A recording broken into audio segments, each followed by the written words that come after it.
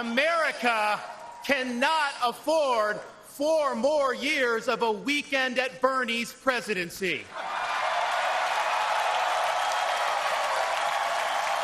But let's be honest here.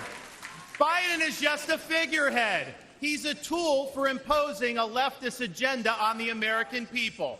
They support open borders, allowing millions and millions of illegal aliens to pour into our country and to burden our communities, but just don't send any to Martha's Vineyard, then they get really upset.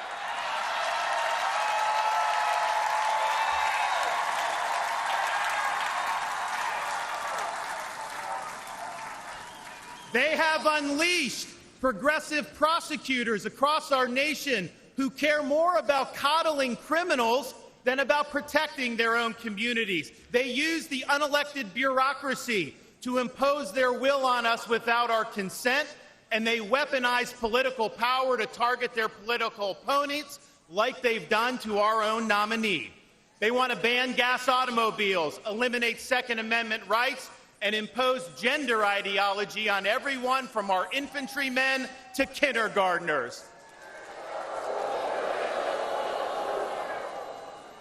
They stand for DEI, which really means division, exclusion, and indoctrination, and it is wrong.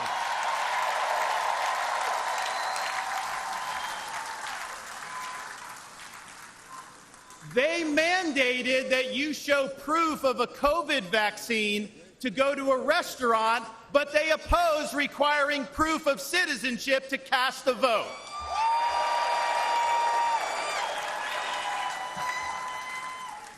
They can't even define what a woman is. Now, Donald Trump stands in their way, and he stands up for America.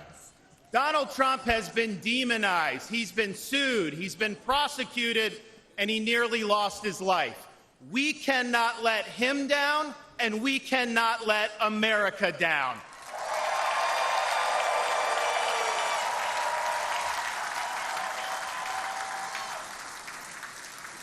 It is the values of this Republican Party that reflect our nation's founding principles.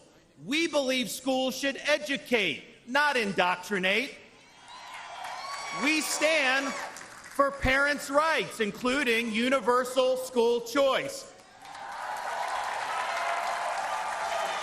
We support law and order, not rioting and disorder. We seek a strong, focused United States military, not one distracted by a social agenda.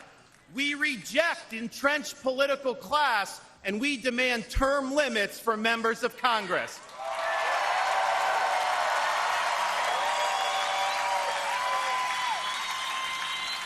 We stand for fiscal sanity, for low taxes, and for reduced debt.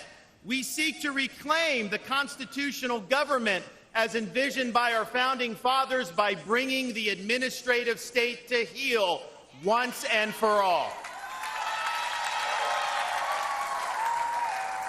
We believe that you must be a citizen in order to vote, and that photo ID should be required before casting a ballot.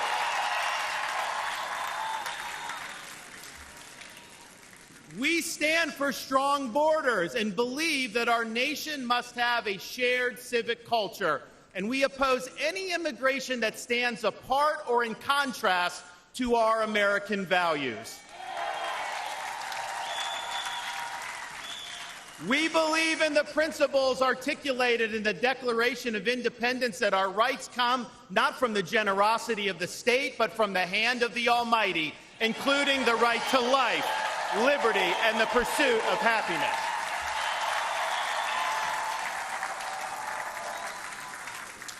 Now, none of this is easy, but it can be done. For decades, my home state saw elections determined by razor-thin margins. Today, due to bold leadership, the Democratic Party lies in ruins. The left is in retreat. Freedom reigns supreme. The woke mind virus is dead, and Florida is a solid Republican state.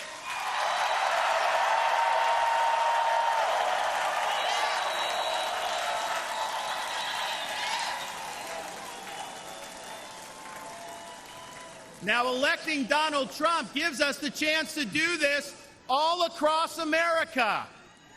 And we have a responsibility to step up and make it happen. We have a responsibility to preserve what George Washington called the sacred fire of liberty. This was a fire that burned in Independence Hall in 1776 when 56 men pledged their lives, their fortunes, and their sacred honor to establish this nation. It's a fire that burned at a cemetery in Gettysburg, Pennsylvania, when our nation's first Republican president pledged this nation to a new birth of freedom.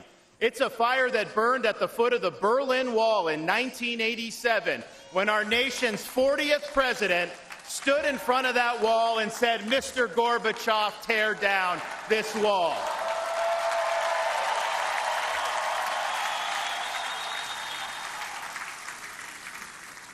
This is not a responsibility we should fear. It's a responsibility we should welcome. After all, if not us, who? And if not now, when? Let's make the 45th President of the United States the 47th President of the United States.